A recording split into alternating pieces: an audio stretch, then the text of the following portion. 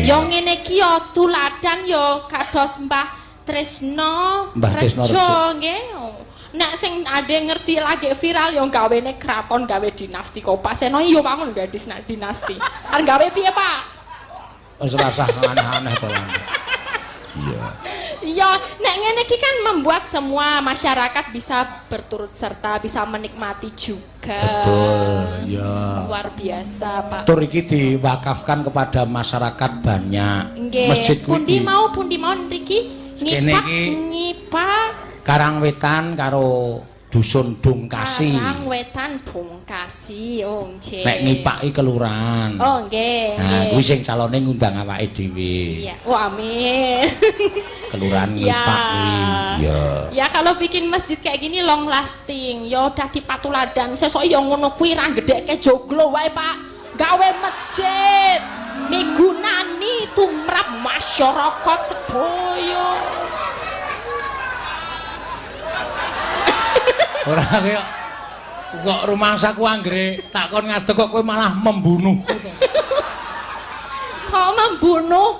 Aku hanya berkata-kata. Iki dadi Pak Tresno Rejo iki dadi patuladan. Lho ngono lho, sesuk kala mangsa mesti wis to aku mesti nyumbangke sak propirane kayaku dienggo pembangunan masjid. Iya, ya kudu ngono kudu. Pak Seno ora? Hah? Pak Seno barang. Iya. Tenan lho, disekseni wong akeh alam sak jagat raya sak lelembut barang lho.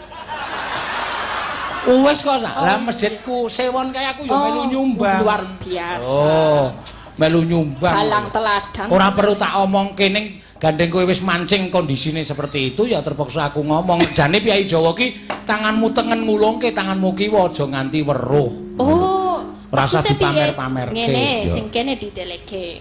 Heeh. Sing kene ngekeke, sing kene didelikke aja nganti weruh. Mbok coba dijajal, Pak. Jajal. Aku ora tau ngono kuwi nek biasanya aku iki nyekel ciduk, iki nyekel. Oh, neneng WC kae yo. Wah, wis. Wawi. Wawi jengkulmu. Jenenge kuwi to. Heeh. Elisa kok jak omongan kaya ngono. Wong cah rambe tata krama. Iya. Tata krama ya iki pun basa ya kula kok tata krama. Tata kramane kurang kowe iki biasane anggere ning Gunung Kidul kuwi sing ngrepotke tukang masak. Iya. Kok ngrepotke tukang masak. Lah dheke pesen dhewe kok, Bu, mang mriki kula gaweke sambel bawang. Wah. Kalih tahu, kalih tempe. Ha, mburi maune wis leren dadak masak meneh.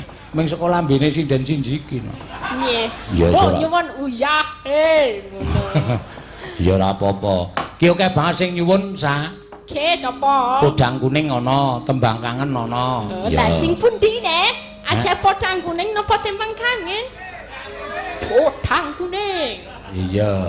Aku iki keluargane Pak Tresno Rejo kuwi pecinta streaming kok. Luar biasa sedaya nggih budaya Jawa. Budaya Jawa.